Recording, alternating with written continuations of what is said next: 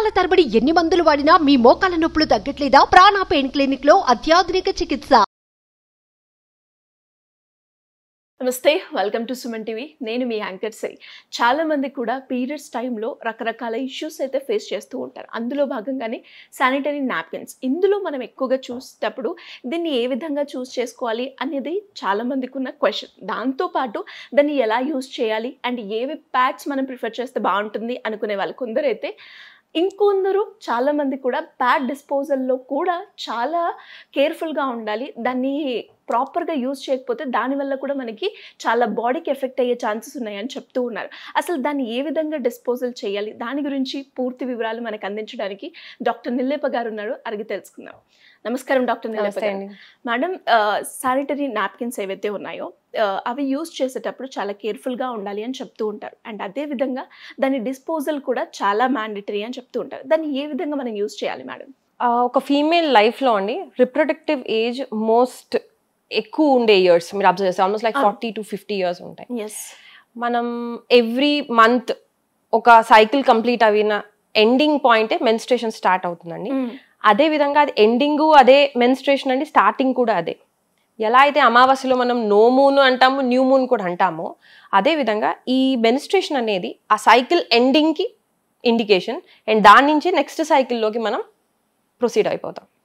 So menstruation టైంలో మనం health, hygiene ఎలా మెయింటైన్ చేస్తామో అది మన నెక్స్ట్ సైకిల్ని చాలా ఇన్ఫ్లుయెన్స్ చూపిస్తాం. ఓకే. సో అలా కన్సిడర్ చేసుకున్న దాంట్లో మీరు అడిగినది first point is what we use sanitary pads. అసలు ఏంటి, మనం ఎలా వాడాలి ఏంటి అన్నది. మన గట్లో ఎలా అయితే బయోమ్ ఉంటుందో మన వెజైనల్ రీజియన్లో కూడా ఒక బయోమ్ ఉంటుందండి. ఏదైతే it protects from various things అనమాట కంటిన్యూస్గా. సో మెన్స్ట్రేషన్ జరిగే టైంలో కూడా ఆ బయోమ్ అనేది దట్ ఈస్ ఎక్స్పోజ్డ్ అనమాట. అండ్ pH అనేది చేంజ్ అవుతుంది కొంచెం because of the shedding. So ఈ టైంలో మనం ఎంత హైజీన్గా ఉండగలిగితే అంత బెటర్. పాతకాల పద్ధతుల్లో ఎట్లా వాడేవారు ఒకసారి చూద్దామండి. ఎక్కువగా అప్పుడు కాటన్ క్లాత్ వాడేవారండి. దాన్ని కూడా ఫస్ట్ దాన్ని కుంకుడుకాయలో వాష్ చేసేవాళ్ళు. ఏదైతే మనం పీరియడ్స్కి ప్రిపేర్ చేద్దాం అనుకుంటున్నామో అది కుంకుడుకాయ నీళ్ళలో వాష్ చేసినప్పుడు it is highly anti bacterial and antiviral అండి దాని కుంకుడుకాయ రసం అనేది. అదైన తర్వాత బేకింగ్ సోడాలో కొంచెంసేపు సోక్ చేసేవారు. సోక్ చేసిన తర్వాత దాన్ని డ్రై చేసేవారు, sun dry to the full extent. అది అయిన తర్వాత ఫ్యూమిగేషన్ పెట్టేవారండి దానికి విత్ వేరియస్ హర్బ్స్. ఓకే. అది ఇప్పుడు మనకి ఫ్యూమిగేషన్ మీద పేపర్స్ వస్తున్నాయి that fumigation also is highly anti bacterial and antiviral అని. అందుకనే డెలివరీ టైంలో కూడా కొంతమంది ఫ్యూమిగేషన్ చేస్తారు. ఓకే, డ్యూరింగ్ ద డెలివరీ కూడా. సో మనకి ఈ ఎప్పుడైతే ఈ పొగ ఇవన్నీ పెట్టి ఆ టైప్ ఆఫ్ నాప్కిన్స్ని మనం నీట్గా స్టోర్ చేసుకుని అవి వాడేవారండి. మనం అబ్జర్వ్ చేసినట్టయితే కాటన్ అనేది జనరల్గా biodegradable, almost like 100 to 120 days maximum అది తీసుకునేది. సో ఎక్కడ ప్రాబ్లం వచ్చిందంటే వీళ్ళు రీయూజ్ చేయటం మొదలు పెట్టారు ఒకటే క్లాత్. దట్ అది మనకి శానిటరీ ఇష్యూస్ వస్తాయి దాంతో డెఫినెట్లీ. సో ఈ మధ్య కాలంలో ఒక female role in the society కూడా పెరిగింది, రెస్పాన్సిబిలిటీస్ పెరిగాయి, యాక్టివిటీస్ పెరిగాయి కంపేర్ టు ద పాస్ట్. కాబట్టి మనం కన్వీనియన్స్ కోసం వీఆర్ చూసింగ్ ఆప్షన్స్ అనమాట. అప్పుడే మనకు వచ్చింది శానిటరీ ప్యాడ్స్ ఇప్పుడు ఏదైతే మనం వాడుతున్నామో. ప్రతి టెక్నాలజీకి ఒక పాజిటివ్ సైడ్ ఉంటుందండి, నెగిటివ్ సైడ్ కూడా ఉంటుంది. సో మనం ఏదైనా టెక్నాలజీ వాడేటప్పుడు అసలు దాంట్లో ఉండే పాజిటివ్ ఏంటి, నెగిటివ్ ఏంటి చూసుకుని మనకి ఏది సూటబుల్లో చూసుకుంటే కరెక్ట్ వే ఆఫ్ చూసింగ్ అనేది నా నమ్మకం అండి.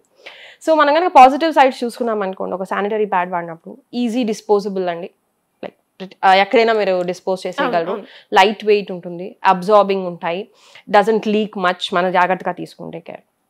కానీ అసలు ఇలా తయారవ్వటానికి ఆ శానిటరీ ప్యాడ్ దేంతో తయారవ్వబడుతుంది అనేది కూడా మనం ఆలోచించాలి. దానివల్ల మనకి బాడీకి ఎఫెక్ట్ అయ్యే ఛాన్సెస్. అవునండి, ఎందుకంటే మనకి వెజైనల్ రూట్ అంటామండి, రెక్టల్ రూట్, ఓరల్ రూట్, ఇవన్నీ ఏంటంటే వేరియస్ మీన్స్ ఆఫ్ మన బాడీలో ఏమైనా మెడిసిన్స్ వేయాలన్నా కూడా ఇవన్నీ చాలా ఫాస్ట్గా అబ్జార్బ్ చేసుకునేవి. ఒక స్టడీ పరంగా అయితే వెజైనాలో మనకు మెడిసిన్ ఏమైనా పెట్టాల్సింది అండ్ లైక్ ఈస్ట్ ఇవి ట్రీట్ చేసినప్పుడు పెట్టాలంటే it takes 2 times faster than the oral. అంటే అబ్జార్ప్షన్ రేట్ ఎక్కువ ఉంటుంది కంపారిటివ్గా. సో ఎప్పుడైతే మనం ఈ sanitary pads which is made of plastic, తర్వాత దాంట్లో అబ్జార్ప్షన్ బాగుండాలని SAPs, మళ్ళీ దాన్ని బ్లీచ్ చేస్తారు విత్ క్లోరిన్. ఆ బ్లీచ్ చేసినప్పుడు దాని నుంచి డయాక్సిన్స్ రిలీజ్ అవుతాయి. ఈ ప్లాస్టిక్స్ అనేవి ఎప్పుడైతే బయాలజికల్ కానీ ఫిజికల్ కానీ కెమికల్ కానీ ఎనీ కైండ్ ఆఫ్ ఎక్స్పోజర్కి అవి డివైడ్ అవుతాయి into micro plastics and nano plastics. ఆ ప్లాస్టిక్స్ యొక్క ఎఫెక్ట్ ఏంటి, ఇవన్నీ మనం కన్సిడర్ చేసుకోవాలి. మనకి పీరియడ్స్ టైంలో స్మెల్ రాకుండా దాంట్లో మళ్ళీ ఫ్రాగ్రెన్స్ వేస్తారు. ఆ వేసే కెమికల్స్ ఏంటి? ఎప్పుడైతే మనం ఇంత హైలీ అబ్జార్బ్ అయ్యే ప్లేస్లో ఇలాంటి ప్లాస్టిక్ ప్యాడ్ వాడుతున్నామో దానివల్ల వచ్చే నష్టాలు కూడా అంతే ఎక్కువ. ఎందుకంటే ఈ మైక్రో ప్లాస్టిక్స్ ఇంకా నానో ప్లాస్టిక్స్ అనేవి వెజైనాలో దొరకటం లేదా దాన్ని కనపడటం అనేది ఈ మధ్య స్టడీలో వస్తుంది. మీరు ఇది కూడా వినే ఉంటారు, మైక్రో ప్లాస్టిక్స్ ఇన్ ప్లాసెంటా కూడా. సో దీంతో అర్థమయ్యేది ఏంటంటే దట్ మైక్రో ప్లాస్టిక్స్ ఏదైతే మనం యూస్ చేస్తామో అది మన సైట్లోనే కాకుండా ఎక్కడైతే అది అబ్జర్వ్ అవుతుందో కాకుండా it is getting in to the circulation. అది సర్క్యులేషన్లోకి మనకి మొత్తం బాడీలో సర్క్యులేట్ అవుతుంది. సో ప్లాస్టిక్ ఈ కైండ్ ఆఫ్ ప్యాడ్స్ వాడటం వల్ల మనకి ఇండివిజువల్ హెల్త్ డిజార్డర్స్ వచ్చే అవకాశాలు కూడా ఉంటాయి. ఈ ప్లాస్టిక్వి ఎండోక్రైనల్ డిస్టర్బర్స్ కింద, ఒబిసిటీ కింద, హై ఆక్సిడేటివ్ స్ట్రెస్ క్రియేట్ చేయడం, ఇంకా దాని కనుక మన బాడీ పూర్తిగా డీటాక్స్ చేసుకోలేకపోతే మాత్రం it may lead to carcinogen conditions. Okay. So it is highly carcinogen కూడా. ఈ కారణాల వల్ల మనకి రెండు ఆలోచించుకోవాల్సిన కండిషన్. ఇప్పుడు మనం ఒక ప్యాడ్ వాడుతున్నాము, దీనివల్ల కన్వీనియన్స్ ఉంది, కానీ ఇది మన లాంగ్ టర్మ్లో మనకి హెల్త్ డిజార్డర్ వచ్చే ఛాన్సెస్ ఉంది. సో మా సజెషన్ ఏంటంటే go for cotton based pads, లేదా మీరు క్లాత్ని ప్రాపర్గా యూస్ చేయండి. ఒకసారి వాడిన క్లాత్ మళ్ళీ మీరు వాడద్దు. ఇప్పుడు నెక్స్ట్ పార్ట్ ఇస్, ఇది మన ఇండివిజువల్ హెల్త్ వరకు వచ్చింది. Next is community health. ఎందుకంటే ఒక ఇండివిజువల్, మన హ్యూమన్ బీయింగ్స్ అందరం కూడా part of community, social beings మనం అందరం. సో మన health starts and is along with the community health. Community health disturbance ఉన్నా కూడా మన individual health will be disturb. And to maintain community health కూడా అది ఒక ఎవ్రీ ఇండివిజువల్ రెస్పాన్సిబిలిటీ. సో మనం మన ప్యాడ్స్ ఎలా డిస్పోజ్ చేస్తున్నాం అనేది చాలా ఇంపార్టెంట్. ఇండియా NIH సర్వేస్ పరంగా ఆల్మోస్ట్ 8 ప్యాడ్స్ వాడతామండి per female in 1 cycle. So 1 year లో మనం కన్సిడర్ చేస్తే 12 billion ప్యాడ్స్ వస్తాయి బయటికి యావరేజ్గా. So how these get disposed?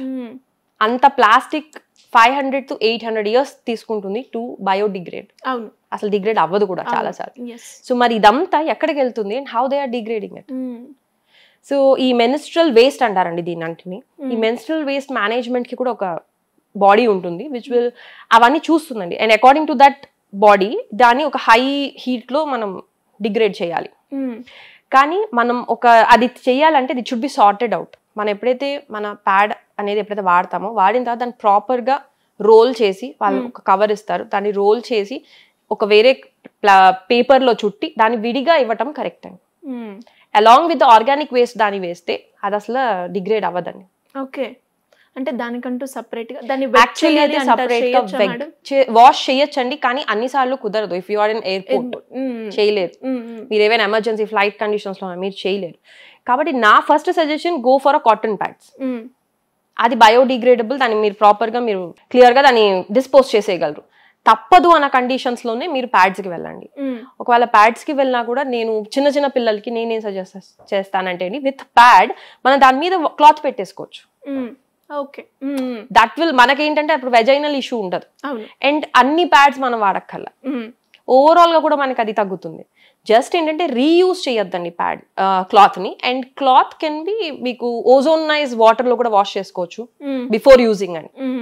That will clear చాలా రకాలైన మీకు ఇన్ఫెక్షన్స్ కానీ ఏమైనా ఉన్నా కూడా వాష్ చేసుకుని ప్రాపర్ సన్ డ్రై చేసుకుని కనుక మీరు వాడగలిగితే that will help. Every 3 to 4 hours కి కంపల్సరీగా ప్యాడ్ చేంజింగ్ అనేది ఇంపార్టెంట్ అండి. మాక్సిమం 3 to 4 hours మీ బ్లీడింగ్ అయినా అవ్వకపోయినా. సో ఎప్పుడైతే మీరు ఇలాంటి ప్లాస్టిక్ ప్యాడ్స్ ఎప్పుడైతే కంటిన్యూస్గా వాడుతూ ఉంటారో వెజైనల్ ఇన్ఫ్లమేషన్స్, ఈస్ట్ ఇన్ఫెక్షన్, ఎందుకంటే మీకు ఆ ప్లాస్టిక్ అనేది ఎయిర్ నాన్ బ్రీతింగ్ లాగా ఉంటుంది. దెర్ ఇస్ నో ఆక్సిజనేషన్, అసలు కంప్లీట్ మీకు ఎయిర్ ఉండదు. అలా అయినప్పుడు ఈస్ట్ గ్రోత్ చాలా పెరుగుతుంది, ర్యాషెస్ వస్తాయి, PIDs వస్తాయి. ఇది ఇండివిజువల్ లెవెల్లో. కమ్యూనిటీ లెవెల్లో అంటారా, ఎప్పుడైతే దాన్ని సరిగ్గా డిస్పోజ్ చేయరో ఆ బ్లడ్ ఏదైతే ఉంటుందో it is breeding ground for bacteria. రకరకాల ఫ్లైస్ వస్తాయి. ఈవెన్ ఎవరైతే క్లీన్ చేస్తారో వాటిని వాళ్ళకి ఇబ్బంది, వాళ్ళకి కూడా అంతే హార్మ్ఫుల్ అండి. సో ఇవన్నీ మనం కన్సిడర్ చేసుకుని మనం ఎలాంటి శానిటరీ ప్యాడ్స్ వాడాలి అనేది వైస్ సెలెక్షన్ చేసుకోవటం అనేది మంచిది. ఇప్పుడు ఇంకా దీంట్లో రీసెర్చ్ జరుగుతుందండి. బనానా ఫైబర్స్తో వస్తున్నాయండి pads, more plant based pads వస్తున్నాయి. సో వీ హ్యావ్ ఆప్షన్స్ అండి. అందరికీ రీచబుల్గా ఉంటుందో లేదో, బట్ సిటీ వాళ్ళకైతే డెఫినెట్లీ ఉంది. అండ్ విలేజ్ వాళ్ళకైతే they can use cloth in a better way. Reuse చేయకుండా వాడగలిగితే మాత్రం they can have healthy periods. మీరు చెప్తుంటే మేడం ఆ ప్రాబ్లం చిన్నదైనా కానీ దాన్ని కనుక మనం కరెక్ట్ వేలో కనుక యూజ్ చేయాలి, మనకి దాంతోపాటు మన సరౌండింగ్స్లో ఉన్న వాళ్ళకి కూడా ఎఫెక్ట్ అవుతూ ఉంటుందని. Thank you madam, thank you so much. నమస్తే. సుమన్ టీవీలో మీ పర్సనల్ అండ్ బిజినెస్ ప్రమోషన్స్ కోసం కింది నెంబర్కి కాంటాక్ట్ చేయండి.